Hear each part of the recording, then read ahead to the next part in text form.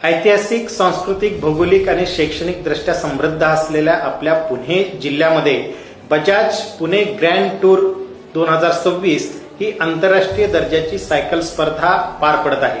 दिनांक 4 स्टेजेसमध्ये चालणाऱ्या या स्पर्धेचे मार्ग आणि वळवण्यात आलेले मार्ग याची सविस्तर माहिती आपण पुढे पाहू। Bajaj Pune grand tour cycle स्पर्धा स्टेज क्रमांक 3 ची सुरुवात सासवड नगर परिषद या ठिकाणी सुरू होऊन ही स्पर्धा बारामती विद्या प्रतिष्ठान या ठिकाणी फिनिश होत आहे।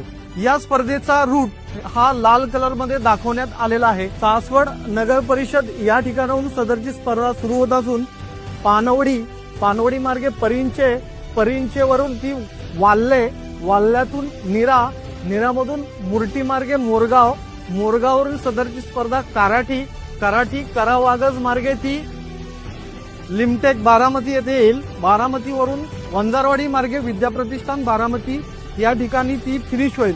सदर स्पर्धेचा रूट हा 22 जानेवारी रोजी सकाळी 8 ते संध्याकाळी 8 वाजेपर्यंत पूर्णतः पादचारी, बैलगाडी किंवा व्हेकल यासाठी पूर्णतः बंद राहील, याची नागरिकांनी कृपया नोंद घ्यावी। सदर सायकल स्पर्धेचा रूट हा लाल कलर मध्ये दाखवण्यात आलेला आहे।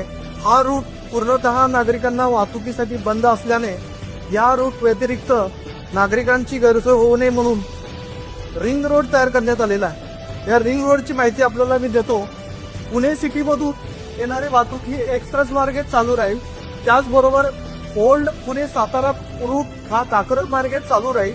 त्याचबरोबर शिरवळ करून बारामतीकडे जाणारी वाहतूक ही शिरवळवरून लोणंदला येईल।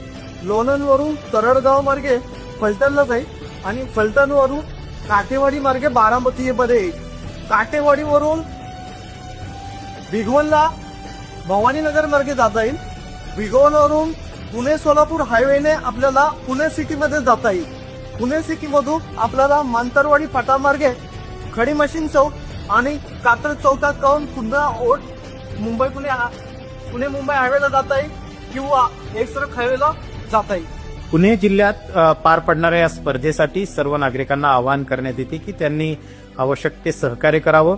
आपणास काही अडचणी आल्यास सोबत दिलेल्या टोल फ्री क्रमांकावर आणि संपर्क क्रमांकावर आपण संपर्क साधू शकता।